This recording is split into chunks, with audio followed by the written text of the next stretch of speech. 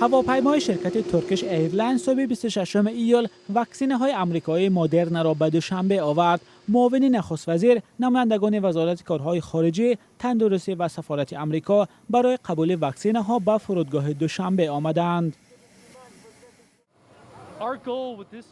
هدف ما از این اقدام بسیار هم ساده است. ما می‌خواهیم که حیات مردم را نجات دهیم. این واکسینه ها از مردم آمریکا به مردم تاجیک رایگان داده می‌شوند. ما امروز خیلی شاد هستیم که کمک خود را می‌رسانیم.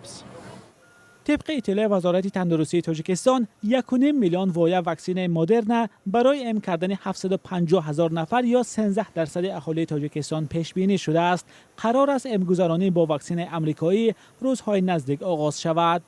جمهوری تاجیکستان بنفشه دارد با فراگیری زیاده از 62% اهالی در بین اهالی مقاومت بر ضد این ویروس را تامین نماید.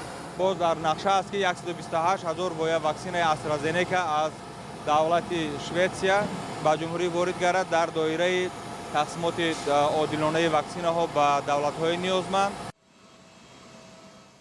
گذرانیدن واکسن ضد کرونا ویروس در تاجیکستان برای شخصان از 18 ساله بالا حتمی است. تا امروز زیاده از 460,000 نفر در تاجیکستان واکسن ضد کووید 19 گرفتند. نمایندگان سازمان ملل از واکسن مدرن امیدواری‌های دارند. این کمک خیلی نظررس می باشد برای معرکه‌های امکانی که از جانب حکومت آغاز شده است. برای پرزور نمودن تا آدمان خود را از سیرت کرونا ویروس پیشگیری نمایند.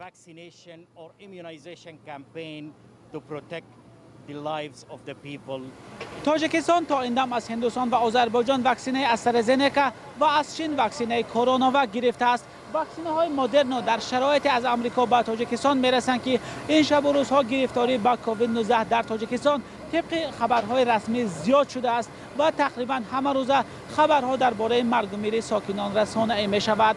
حکومت آمریکا و هم حکومت تاجیکستان امید دارند که با رسیدن این 1.5 میلیون وایه واکسن مدرن سرعت گرفتاری کووید 19 در تاجیکستان سست می شود، ولی معلوم نیست که رسیدن این واکسن ها تا کجا وضعیت را در تاجیکستان تغییر می دهد.